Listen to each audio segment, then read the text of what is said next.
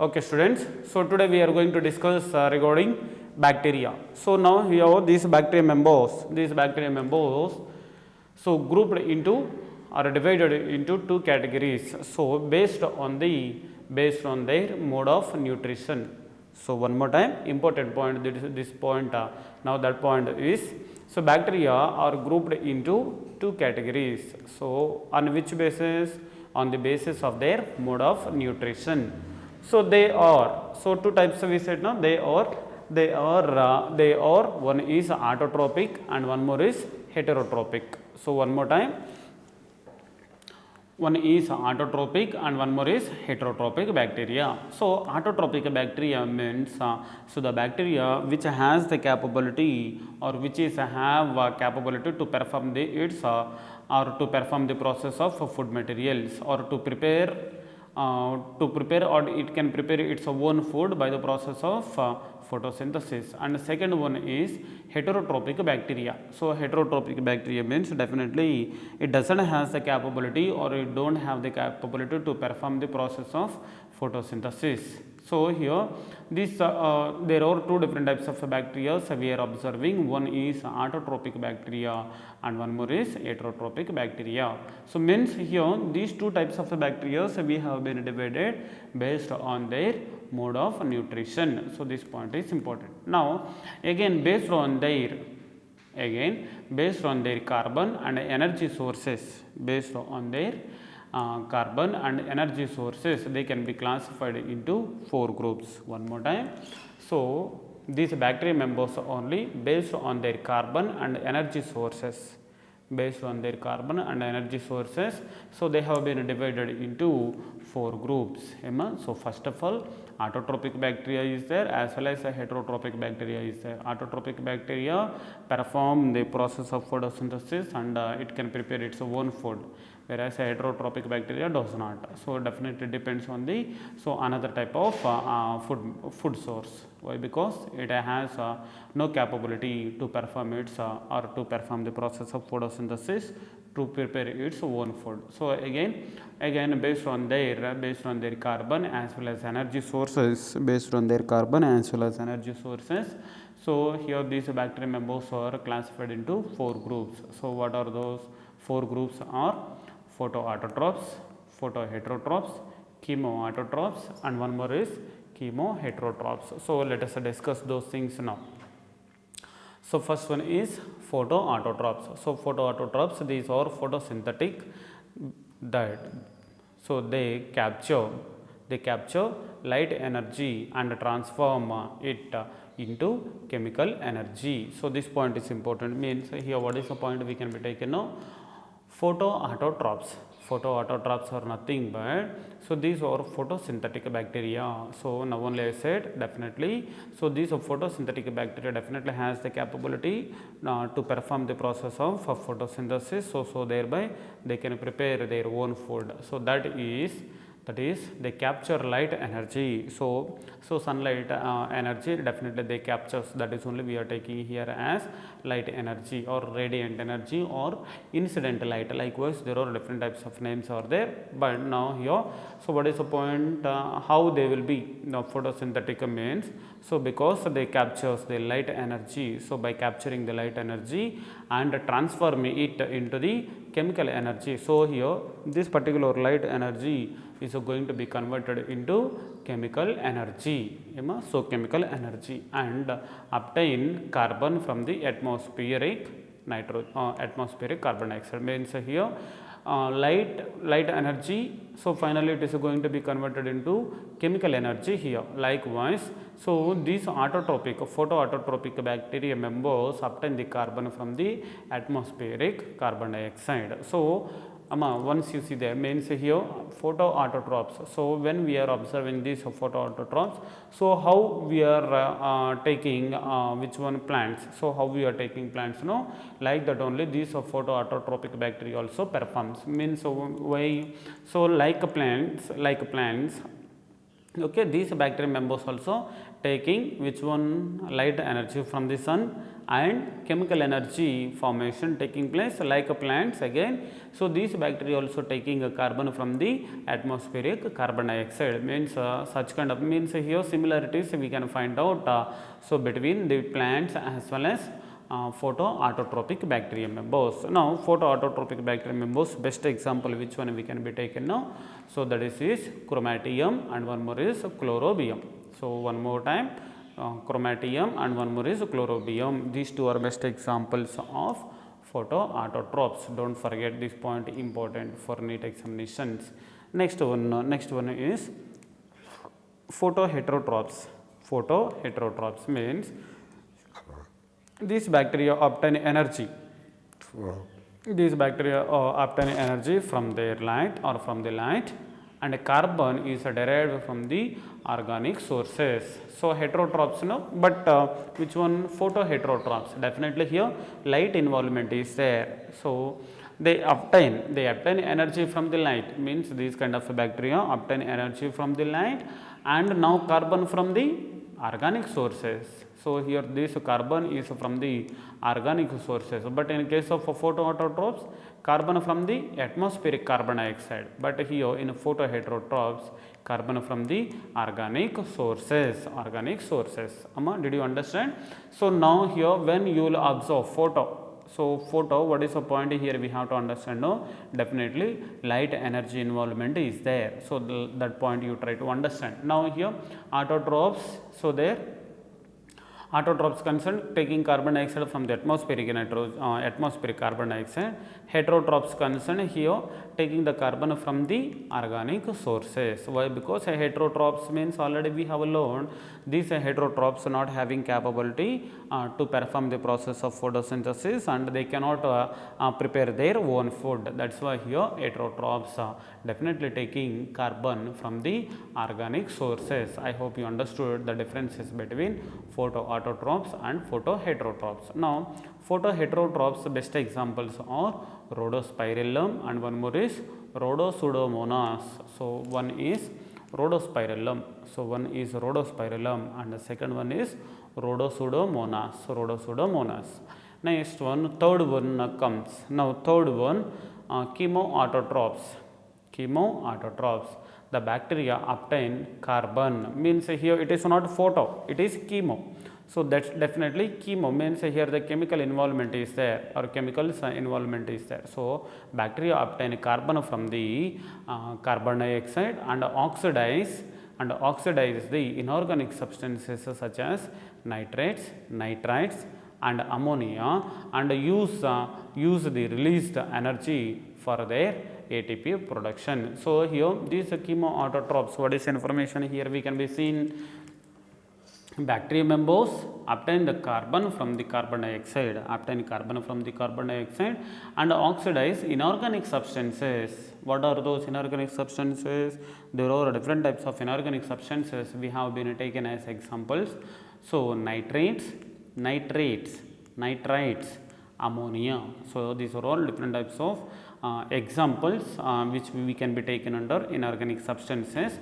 So, there these are all going to be utilized to release the energy for their ATP production. So, likewise some of the somewhat information we can be seen related to the chemoautotrophs. Next one, fourth one comes. Now, fourth one is chemoheterotrophs.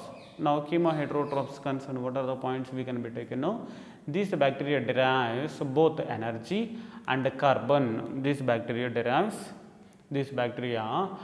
derive both energy as well as carbon by oxidation of organic substances. So, here you see that once you come back, chemoautotrophs, these inorganic substances definitely helps for the preparation of energy. So, but here in bacteria derives both energy as well as carbon by oxidation of organic substances, means for the getting of energy and getting of carbon definitely. So, here which one is going to be utilized?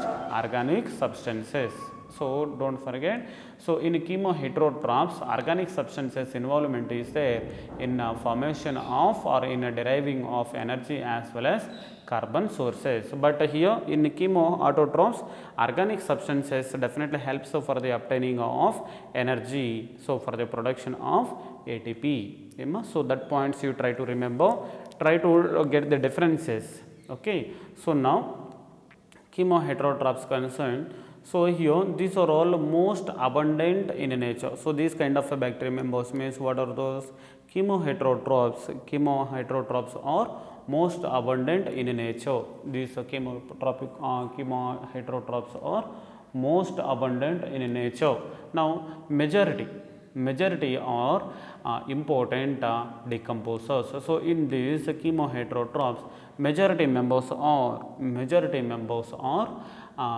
important decomposers. So means here definitely these chemoheterotrophs definitely helps in decomposition process. So this is a second decomposition process. So already we have seen in we can be seen or we can understand the decomposition process there. Now many of them have a significant impact on human affairs. So many of them definitely has the significant impact on the human affairs. So they are helpful. So definitely, so they are helpful in making of curd from the milk. So here these chemoheterotrophs definitely helps in making of curd, means in a curd preparation point of view definitely these bacteria helps, and in production of antibiotics, concerned. So definitely we will use chemoheterotrophs, and fixing of nitrogen. So here while conversion of atmospheric nitrogen into ammonia, so in the presence of or with the help of leguminous roots. So definitely, so these chemoheterotrophs only we will be using for the fixation of nitrogen, in leguminous plants. Don't forget. So let me revise this information by one more time. So what is that information? So chemoheterotrophs so definitely gets or derives the which one, both energy as well as carbon by oxidation of organic substances. They are most abundant in nature. So which one is most abundant? Chemoheterotrophs are most abundant in nature. Next one, again in chemoheterotrophs, majority of the bacteria members are important decomposers. So important decomposers. Next one, definitely many of them have significant impact on human affairs. So definitely human affairs have significant impact we can be seen.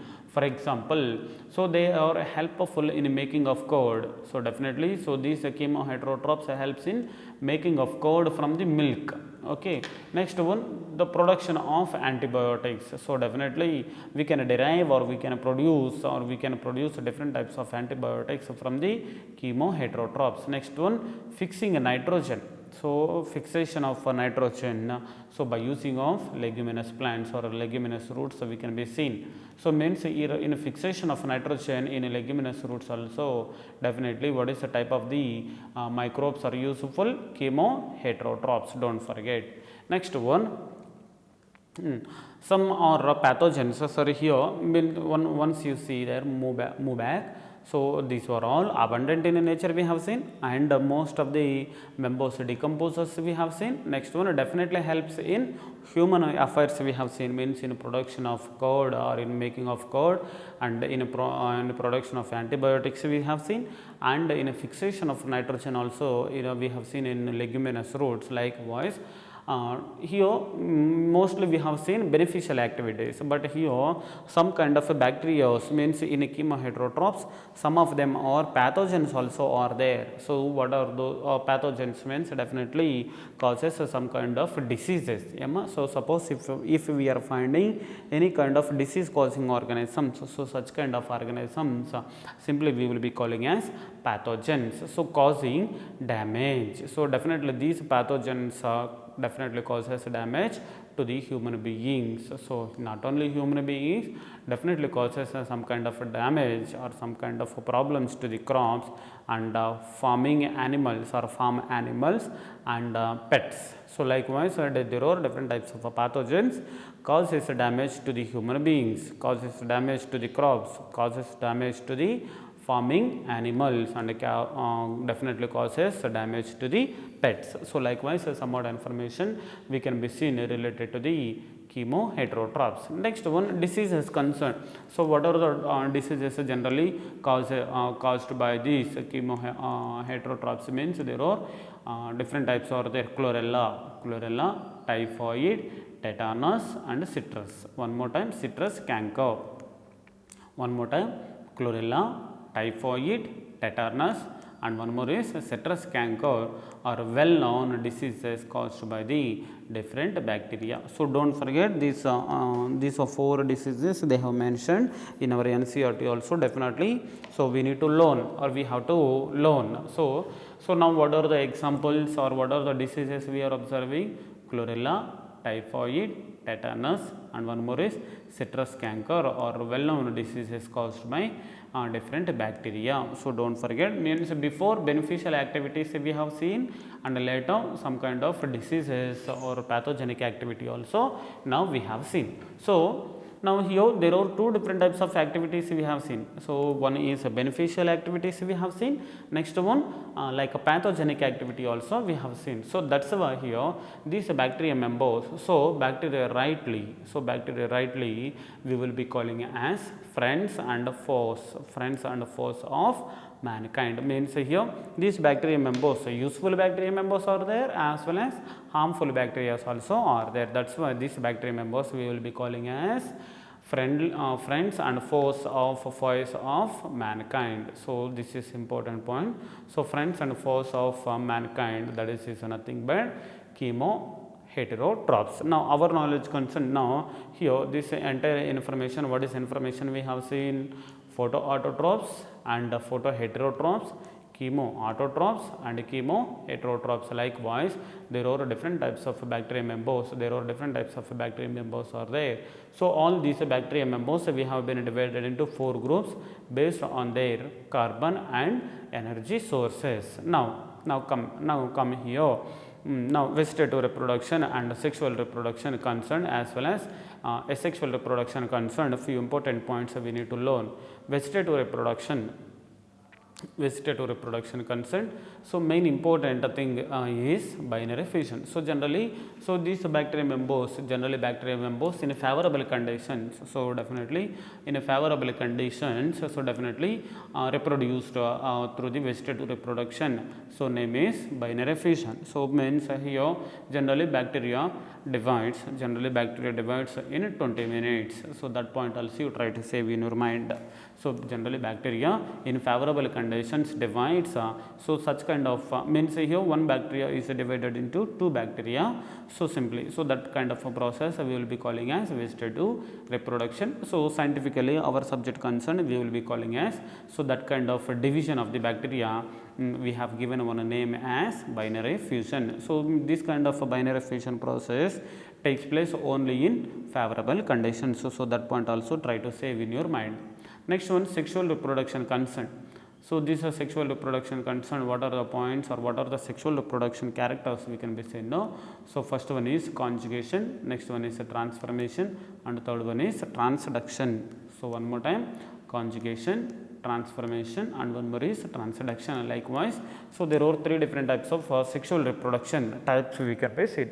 So one more time, sexual reproduction types or conjugation, transformation, and one more is transduction. So here now to explain this entire information, so takes a lot of time, but here in introduction concern, just you try to remember names. First one is conjugation, next one is transformation, and third one is transduction. So likewise, some more information we can be seen in a reproduction concern. Now till now we have seen 2 different types of reproductive types. One is vegetative reproduction and the second one is sexual reproduction.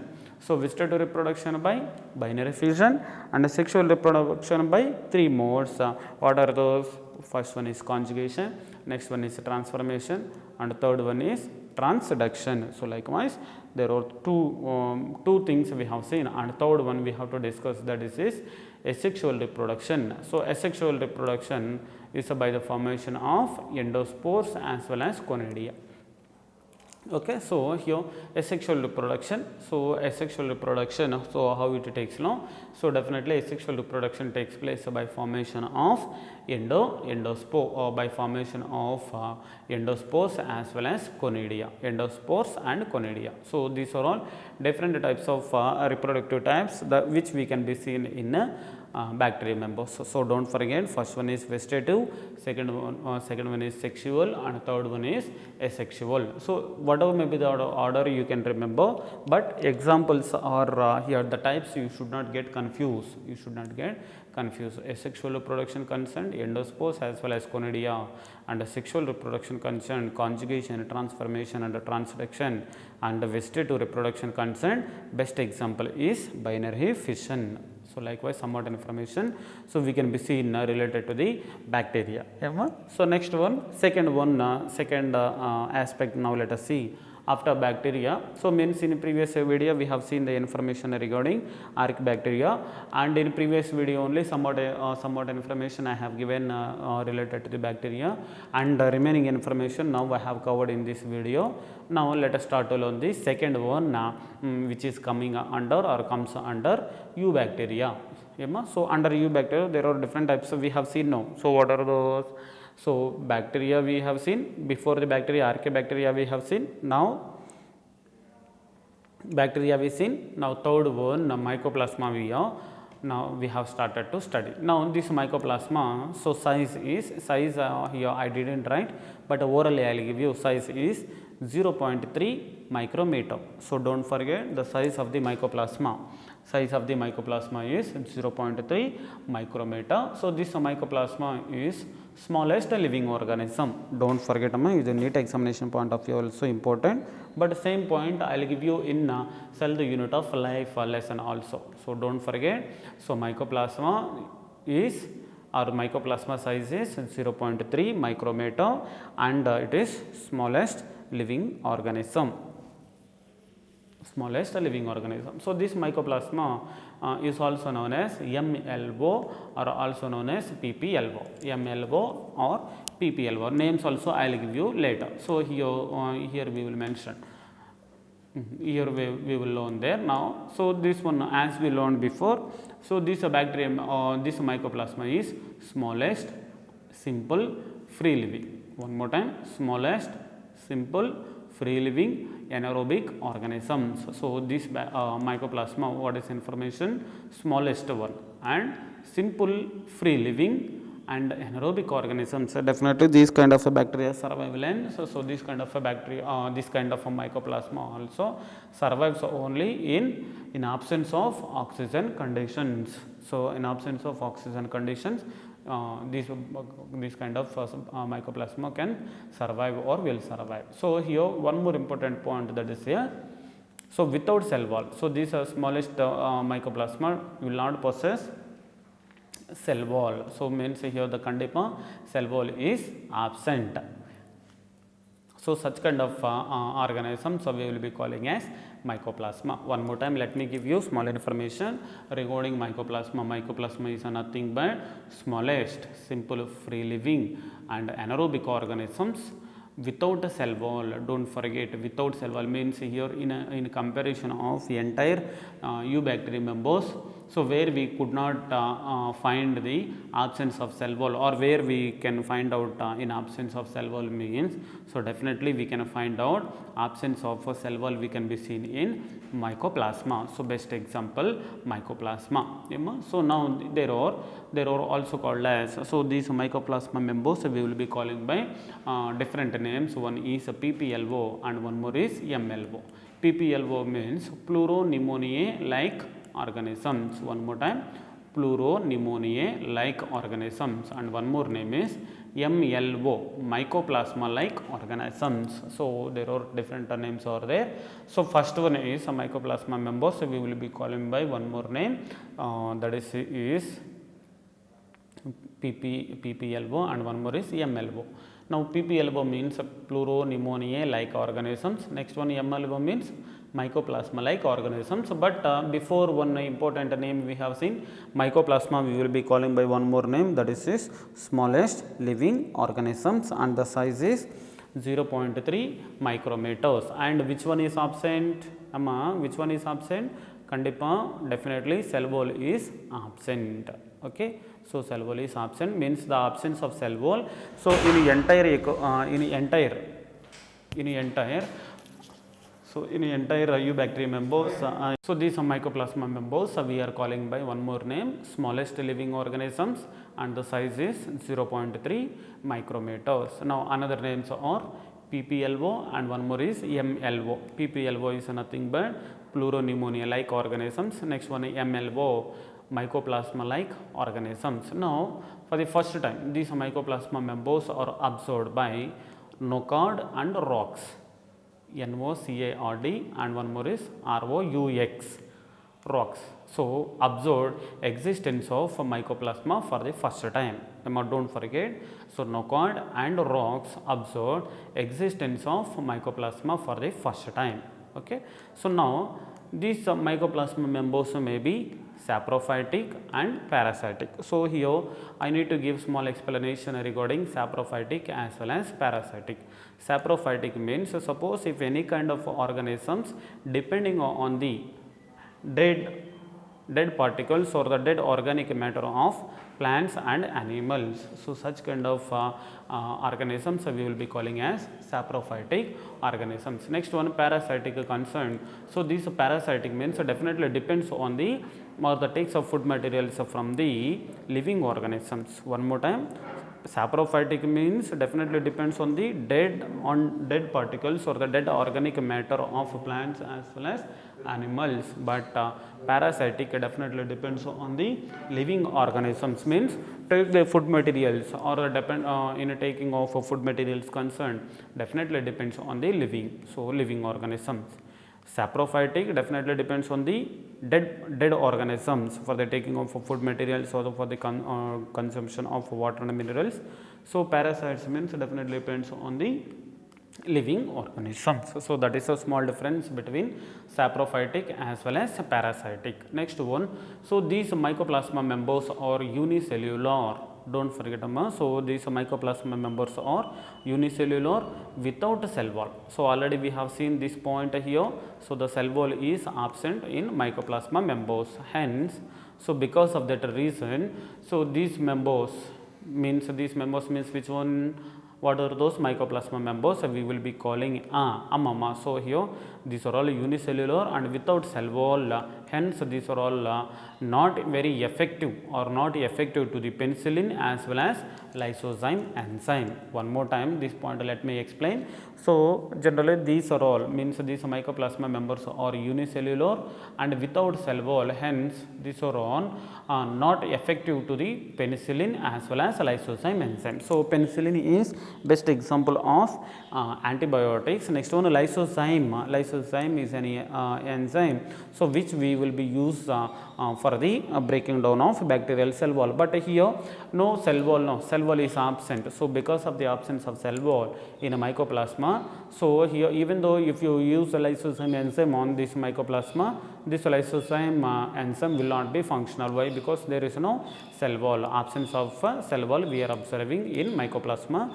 Don't forget this point is important. Next one, in absence in absence of cell wall impacts the pleuromorphic nature to it. Means here which one is absent? Because of the absence of cell wall, definitely what we are observing now, definitely pleuromorphic nature. Pleuromorphic nature means here I have written ability to change its shape, means because of the absence of cell wall in a mycoplasma, because of the absence of cell wall in a mycoplasma. So definitely these mycoplasma showing different changes or different types of changes in its shape, means ability to change its shape. Definitely it has the ability to change its shape because of the absence of cell wall. That's why these mycoplasma members we will be calling as jokers of the plant kingdom. Don't forget, this is a very important point for NEET examination. So because of the absence of cell wall, these mycoplasma members we are calling as jokers of the plant kingdom. Now here in entire thing means in entire eubacteria members, so for the first time we are studying jokers of the plant kingdom is mycoplasma. Why? Because due to the absence of cell wall exhibiting so many shapes or showing many shapes. Next one, what are the diseases generally caused by the mycoplasma means in plants witch's broom. Don't forget, this point is important. In plants, witch's broom disease caused by mycoplasma. Likewise in animals, pleuropneumonia disease, and one more is urethritis and pleuropneumonia disease generally caused by the mycoplasma in animals. So likewise some of the important points we have discussed here. Now what are the points now we have covered under mycoplasma? Now first point is mycoplasma is the smallest living organism, size is 0.3 micrometers. Next one, anaerobic bacteria. So anaerobic bacteria means definitely survives only in absence of oxygen conditions. Next one, cell wall is absent.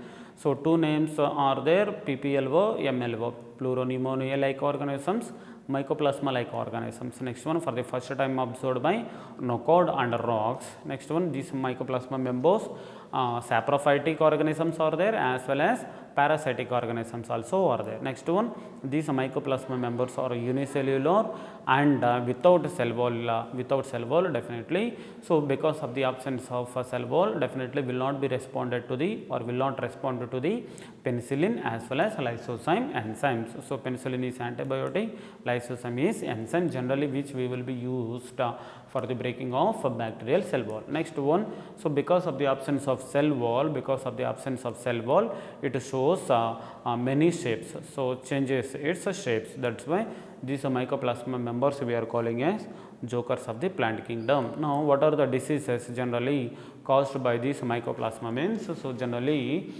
in plants, witch's broom, as well as in animals, pleuropneumonia, and one more is urethritis disease as well as pleuropneumonia disease. So generally caused by the mycoplasma in animals, and in plants witch's broom. So likewise some small points we have discussed related to the mycoplasma.